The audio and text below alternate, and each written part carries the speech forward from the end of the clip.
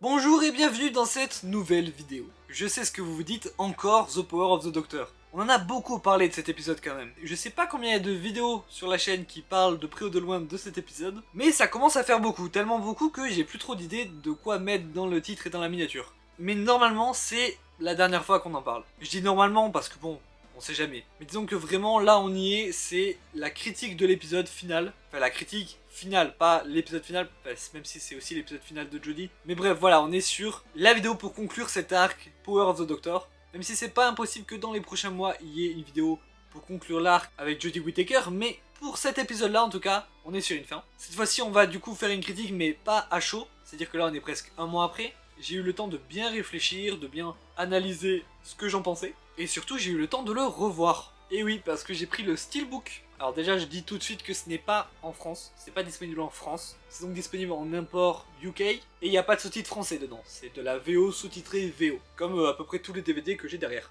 Mais c'est un steelbook, donc c'est en métal, et c'est magnifique, l'illustration est magnifique. Et donc comme vous pouvez le voir ici, il n'y a pas que The Power of the Doctor, il y a aussi Legend of the Sea Devil et Eve of the Dalek. En fait c'est les 3 épisodes spéciaux après la saison 13. En tout cas du coup grâce à ce DVD j'ai pu le revoir, enfin j'aurais pu le revoir sur la BBC, mais là j'ai pu le revoir de meilleure qualité, et surtout un mois après, et donc ça fait vraiment plaisir. Ah oui évidemment, je vais spoiler tout l'épisode, hein, mais ça bon je pense que vous l'aurez compris au principe de la vidéo. Mais donc si vous n'avez pas vu l'épisode, vu qu'il est toujours pas dispo en France, ne regardez pas cette vidéo et attendez qu'il soit dispo, il va arriver. Un jour il va arriver. Bon j'ai pas mal de notes, ça va peut-être être un peu fouillis, j'ai essayé de les regrouper dans plusieurs catégories, mais voilà, peut-être qu'il y a des trucs qui vont pas au bon endroit. Il y a tellement de trucs à dire dans cet épisode que, bah déjà, je vais sûrement pas tout dire dans cette vidéo, mais bon, faut bien finir à un moment. Tout d'abord, on va parler du coup un peu de l'histoire et de 2-3 scènes marquantes. C'est la catégorie la plus vague, je vais pas vous le cacher. En gros, on va parler de trucs à propos de l'épisode, quoi. Déjà, le fait que ça commence in medias res, donc pour ceux qui savent pas, c'est vraiment dans l'action, quoi. Il y a pas d'intro.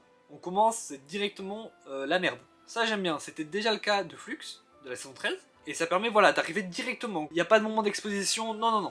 Directement l'action. En plus la scène du train est vraiment belle et classe. Mais par contre c'est loin d'être la seule intrigue. Et en fait c'est fou d'avoir autant d'intrigues et de pourtant en bâcler aucune. Donc voilà, comme j'ai dit, il y a toute l'histoire du train au début. Il y a les Daleks et les volcans, les Cybermen et Unit, le maître et le docteur. Et plein d'autres personnages qui gravitent autour. Non, c'est vraiment... L'épisode est très chargé et pourtant c'est pas surchargé. Les musiques sont elles aussi incroyables. J'aime beaucoup les musiques de Segun Akinola et j'aime beaucoup son travail sur Doctor Who, mais j'avoue que dans cet épisode, elles m'ont encore plus marqué que dans tout le reste. Je trouve qu'il s'est vraiment surpassé dans cet épisode. Et il n'y a pas que la musique qui est incroyable, l'épisode est aussi magnifique. Le travail sur les couleurs, les décors, les effets visuels, c'est trop beau. Tout va très vite, mais en même temps pas trop vite. C'est-à-dire que vraiment les événements s'enchaînent mais très vite. Il y a tellement de trucs à faire en 1h30 que voilà, on perd pas de temps. Mais c'est pas trop non plus, ça ne bâcle pas les événements en question. On a vraiment le temps de comprendre ce qui se passe, d'être attaché au personnage, mais on perd pas de temps. Et évidemment avec Doctor Who, la continuité toujours impeccable,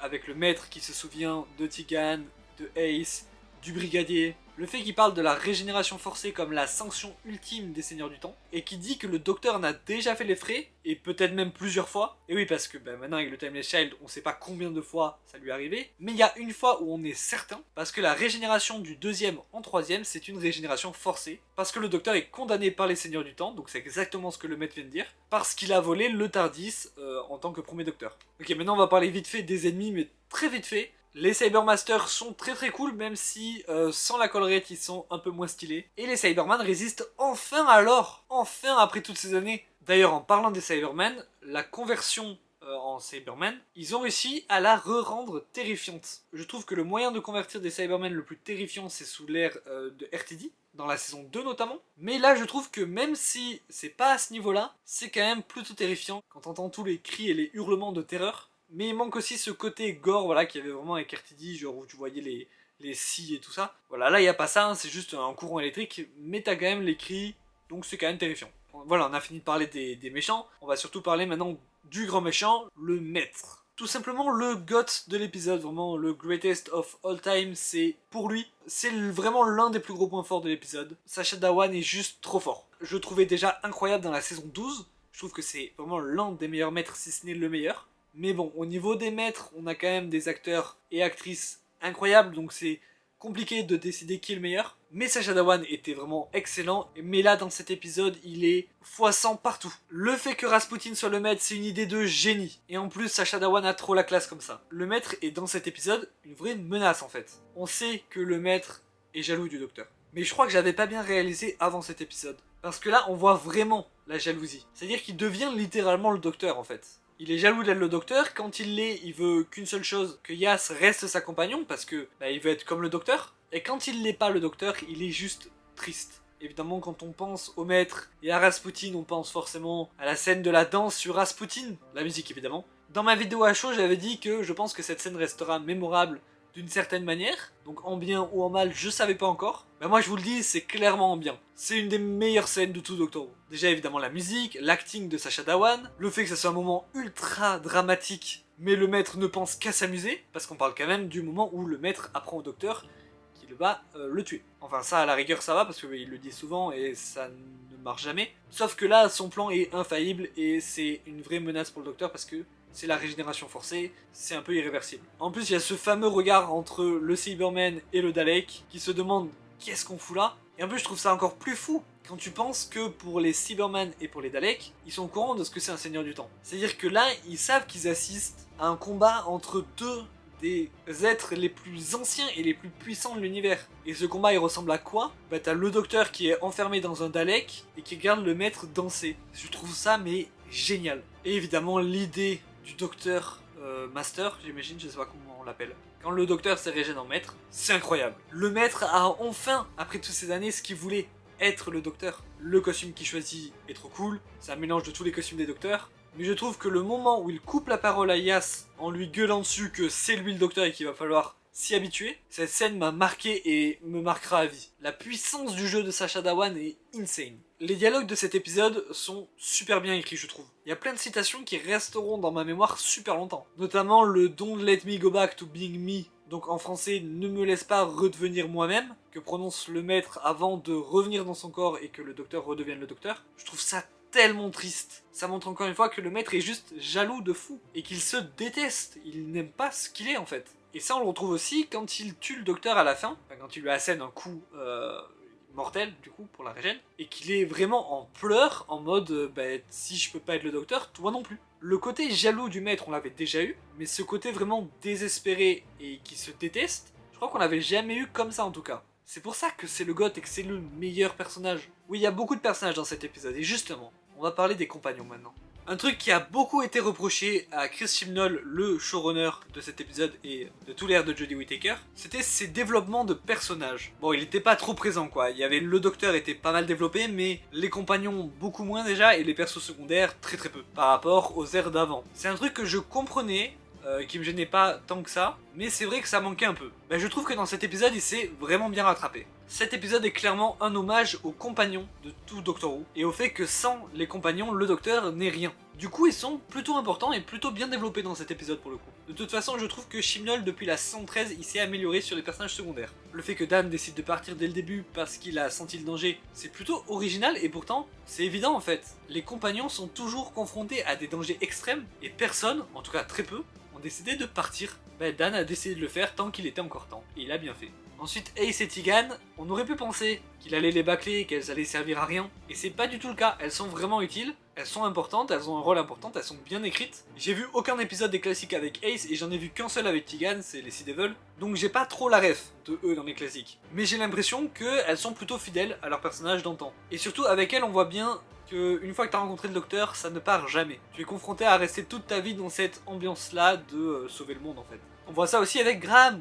Grosse surprise Graham. Il y avait des rumeurs comme quoi il serait dans l'épisode, mais j'ai quand même été surpris quand je l'ai vu. Il pop un peu de nulle part et c'est très cool. J'aurais aimé qu'on voit Ryan aussi, mais visiblement non du coup. Kate aussi qui était plutôt inutile dans la saison 13, et en fait depuis l'ère de Jodie, vu que Unit était plus là au début, là elle a une vraie utilité et elle est même plus attachante que sous l'ère de Capaldi. Mais pour en revenir aux compagnons en général, en fait c'est eux le pouvoir du docteur, du titre. Il y a même une partie de l'épisode où il y a carrément pas le docteur. C'est vraiment l'accent est mis sur les compagnons. Et c'est grâce à eux que le docteur pourra revenir. Je trouve aussi qu'ils ont tous une fin satisfaisante. Dan, je l'ai déjà dit, Yas aussi, j'avais très peur qu'il bâcle ça, parce qu'il y avait une relation qui commençait à se faire entre le docteur et Yas, sauf qu'il restait que un épisode, genre ils ont commencé à le faire il y a 2 épisodes. Je me suis dit, c'est quand même bizarre de faire ça 3 épisodes avant la fin, c'est chaud. Mais au final, ça va, il s'est plutôt bien débrouillé, je trouve. Et d'ailleurs, Jodie est la première, il me semble, à ramener tous ses compagnons en vie, à la bonne époque, et sans aucun problème. Il me semble que c'est la seule à avoir fait ça. Mais l'épisode ne donne pas que des fins satisfaisantes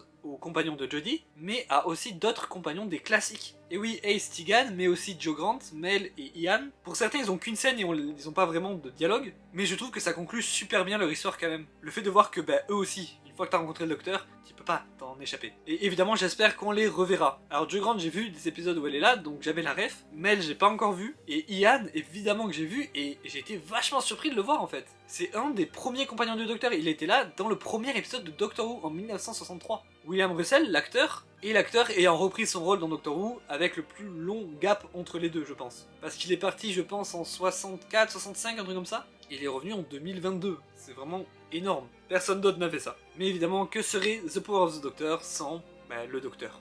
Et je vais commencer par une scène que j'ai beaucoup aimée et pourtant elle est pas importante du tout. On pourrait même se dire qu'est-ce qu'elle fait là. Et en fait, c'est la raison pour laquelle j'aime bien cette scène, je pense que c'est pour ça qu'elle est là. C'est quand elle répare le vaisseau de Vinder. Je pense que c'est une référence au premier épisode de Jodie Whittaker où elle construit son tournevis sonique et au fait qu'elle répare beaucoup le TARDIS durant toute son aventure. Le docteur de Jodie aime bien réparer les trucs. Enfin, le docteur en général aime bien faire ça. Mais je trouve que ça s'est beaucoup vu avec Jodie Whittaker. Et donc la voir pour la dernière fois réparer un vaisseau, j'ai trouvé ça très cool. Et autre chose que j'adore avec le docteur en général, mais qui est très présent avec Jodie, c'est son émerveillement pour l'univers. On le sait très bien, c'est pour ça que le docteur a quitté Gallifrey, c'était pour découvrir de quoi est capable l'univers et toutes les surprises auxquelles il ne s'attend même pas. Et dans cet épisode, on voit beaucoup ça, avec l'histoire du Corunx, je sais pas comment ça s'appelle en français, le fait que c'est une créature qu'elle ne comprend pas et où elle dit qu'elle ne la comprendra sûrement jamais, tout comme l'univers. Et au niveau de sa régénération, qui peut paraître un peu en dessous des autres parce qu'il n'y a pas de gros discours, mais son discours, je trouve qu'il est parfait pour sa personnalité. Il est vraiment juste sur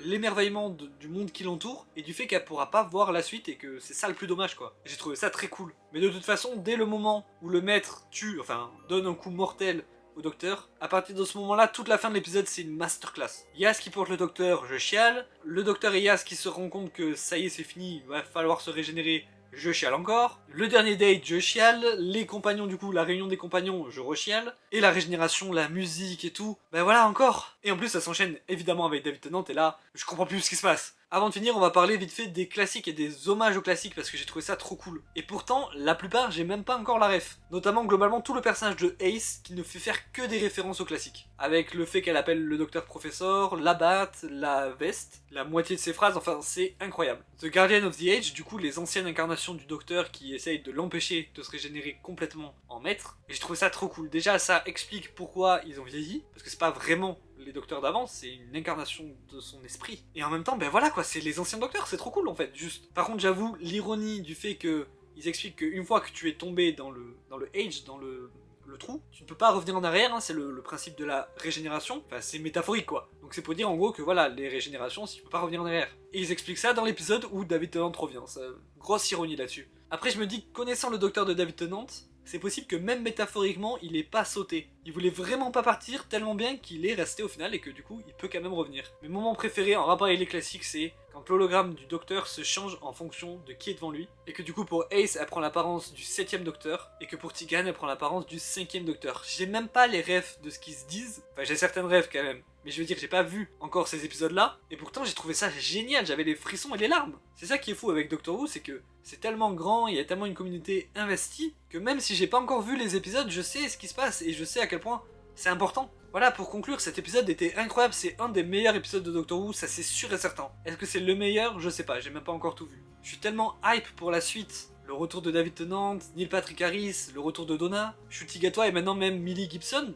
Mais je suis quand même très triste que cette ère soit finie. Même si elle avait plein de défauts, c'était quand même incroyable. Jodie Whittaker va nous manquer très fort. Cet épisode n'a peut-être pas apporté toutes les conclusions qu'on voulait avoir, mais c'était un super beau hommage au classique et à Doctor Who en général. Et l'idée de faire un épisode hommage aux compagnons aussi, c'est génial. Ils sont là depuis le début, il fallait leur rendre hommage, évidemment. Enfin voilà, je pense que c'est la dernière fois qu'on parle de cet épisode sur cette chaîne. Enfin, ce sera pas la dernière fois qu'on en parlera, mais je pense que ce sera la dernière fois qu'une vidéo sera dédiée à cet épisode. On en a beaucoup parlé, et ça fait bizarre de se dire que c'est une page qui se tourne, une nouvelle ère qui commence. Une nouvelle ère qui commence avec l'ancien showrunner et l'ancien docteur, certes, mais une nouvelle ère quand même. Et j'ai très hâte qu'on en sache plus. et qu'on en parle sur cette chaîne. En tout cas, n'hésitez pas à vous abonner, à partager, commenter, bref, vous connaissez.